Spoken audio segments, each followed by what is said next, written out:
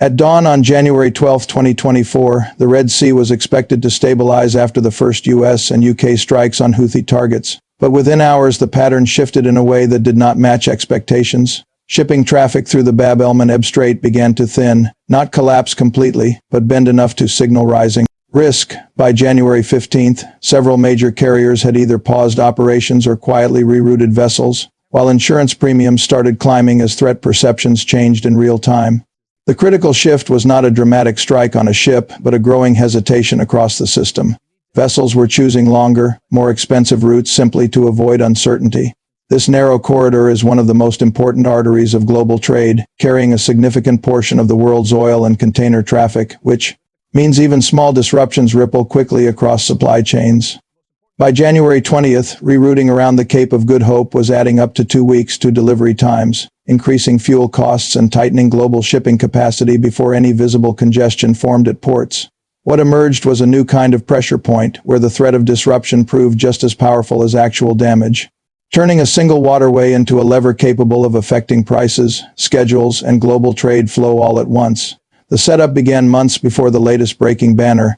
After October 2023, the Houthis linked their Red Sea attacks directly to the Gaza war, turning a regional conflict into a maritime pressure point. By mid-November, the shift was visible. What started as rhetoric became repeated drone and missile harassment near Bab el-Mandeb. These were not random strikes. They were timed, directional, and designed to test response speed. The geography does the rest. This is a narrow funnel between Yemen, Djibouti, and Eritrea, where ships have limited maneuvering space and traffic density stays consistently high. Add the volume moving through daily, and even a single interception forces naval resources to stretch across multiple lanes. By December, warships from the US and allies were already responding to distress calls in real time, creating a pattern: attack, intercept, reroute, repeat. Publicly, Washington framed this as a mission to protect freedom of navigation and stabilize the corridor, but the language stayed measured even as the tempo of attacks increased. The gap between official messaging and operational reality began to widen, not dramatically, but enough to raise a key question: was this still deterrence working, or deterrence being tested in slow motion? The trigger came when the pattern shifted from isolated launches to coordinated, layered salvos that forced US and partner warships into constant defensive cycles. Around January 9, 2024, one of the most intense episodes unfolded as multiple drones and anti-ship missiles were launched in a single, synchronized wave and intercepted before impact. This moment changed the equation completely. A single incoming threat can be tracked, prioritized, and neutralized with control. But a swarm forces simultaneous engagement decisions, splitting radar attention and compressing response time into seconds. Each interception consumes high-cost defensive munitions, while the attacking systems remain relatively cheap and easier to replace, creating a clear and sustained cost imbalance. Warships are built for layered defense, but not for continuous exchanges where the attacker dictates both timing and scale. What made this shift critical was not just the volume of threats, but the frequency. These were no longer rare spikes, were becoming part of a pattern that required constant readiness. Crews, systems, and supply chains all began operating under pressure. Even successful interceptions carried a hidden cost in terms of depletion and fatigue. This transformed the situation from reactive defense into an ongoing endurance test. Once the conflict became about sustaining defensive capacity over time rather than stopping individual attacks, it crossed a threshold. It was no longer a tactical nuisance or limited disruption. It became a structured attempt to stretch resources, impose costs, and gradually reshape control over a critical maritime corridor. The cleanest evidence shows up directly on the water. By mid-December 2023 and into January 2024, major global carriers like Maersk, Hapag-Lloyd, MSC, and CMA-CGM began pausing Red Sea transits or rerouting vessels around the Cape of Good Hope. This was not symbolic, it was operational and immediate. Each diversion added roughly 10 to 14 days to a single Asia-Europe journey, increasing fuel burn, stretching crew schedules, and disrupting tightly timed delivery networks. The pattern followed a clear timeline. After each reported strike or near miss, another carrier adjusted its routing guidance, creating a cascading effect across the industry. Traffic through the Bab el-Mandeb and Suez corridor dropped sharply over weeks, not days, reflecting sustained caution rather than a one-off reaction. What stands out is convergence. Different companies, with separate risk models and intelligence teams, reached the same decision independently: avoid the route. That kind of alignment does not come from headlines, it comes from real-time threat assessment. Shipping is a cost-driven industry, and rerouting at this scale means the risk calculation has already crossed a critical threshold. When companies voluntarily accept longer routes, higher fuel costs, and delivery delays, they are signaling that the disruption is not temporary noise but a persistent condition shaping global trade flow in real time. The second trail is financial and operational, and it shows up faster than headlines can catch it. By late December 2023 and into January 2024, the same waterway was being repriced simultaneously by insurers, traders, and naval planners. War risk premiums surged as underwriters reassessed exposure, and charter rates adjusted to reflect longer voyages around southern Africa instead of direct Red Sea transits. That shift alone added days of fuel consumption, crew time, and scheduling disruption, especially for energy cargoes moving between the Middle East and Europe. But the deeper pressure sits inside the military response.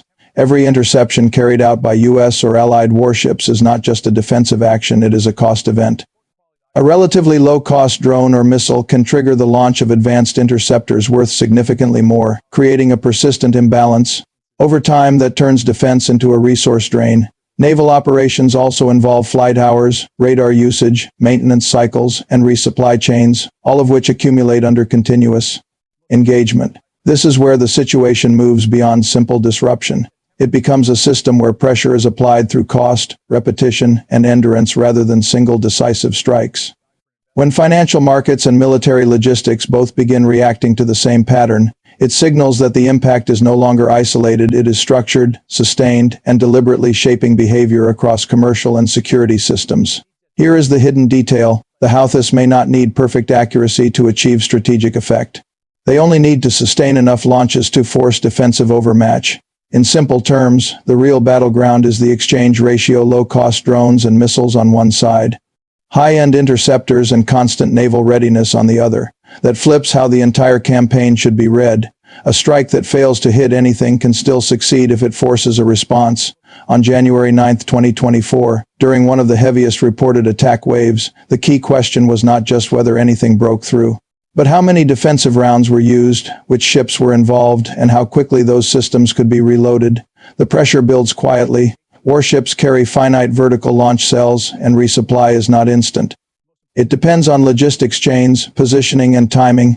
If attacks keep coming in waves, even at low success rates, the burden shifts onto the defender to maintain constant readiness. That creates fatigue across crews, systems, and inventories. Add mixed attack patterns, drones, cruise missiles, and possible ballistic threats, and the complexity multiplies. Radar tracking, prioritization, and interception all compete for limited capacity. This is why the visible story of successful interceptions can be misleading. The deeper reality is sustained defensive expenditure and gradual strain. In strategic terms, this is not just disruption. It is a test of whether a non-state actor, supported by external technology, can impose ongoing pressure on global trade by exploiting the cost and capacity limits of advanced naval defense systems. There is a serious counter-argument, and it cannot be ignored. By most public accounts, U.S. and allied naval forces have intercepted a large share of incoming threats, preventing the kind of catastrophic strike that would immediately shut down the Red Sea. Warships have demonstrated consistent defensive capability, adapting to drones, cruise missiles, and complex attack patterns without allowing a mass casualty shipping incident. That matters, because one successful large-scale hit on a tanker or container vessel could have triggered an immediate and total halt in traffic. Instead, the lane remains partially active. Supporters of this view argue that naval presence still dominates the equation. More escorts can be deployed, convoy systems can tighten, and targeted strikes on launch sites inside Yemen can reduce the tempo of attacks over time. There is also the question of sustainability on the Houthi side. Non-state actors, even with external support, often struggle to maintain consistent, high-quality salvos once their supply lines, targeting intelligence, and launch infrastructure come under pressure. From this perspective, what we are seeing is costly and disruptive, but not decisive. It is a period of adjustment rather than a permanent shift. If this reading holds, then the current slowdown in shipping and rising costs reflect a temporary shock effect rather than a long-term transformation of control over one of the world's most critical maritime corridors.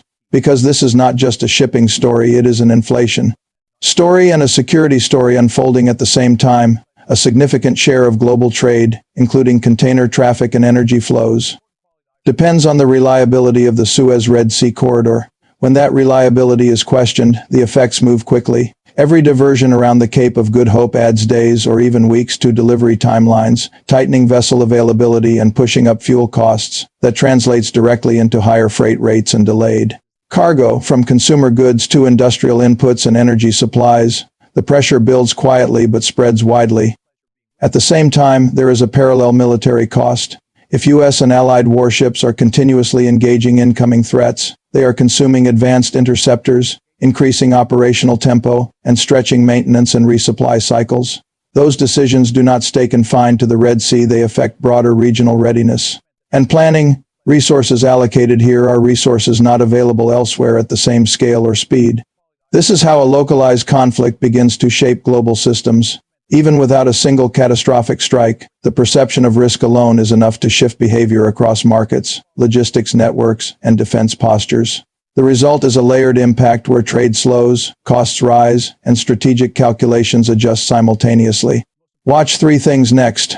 First, attack tempo. Over the next 7 to 14 days, the key question is whether salvos become more frequent, more complex, or spread across a wider area.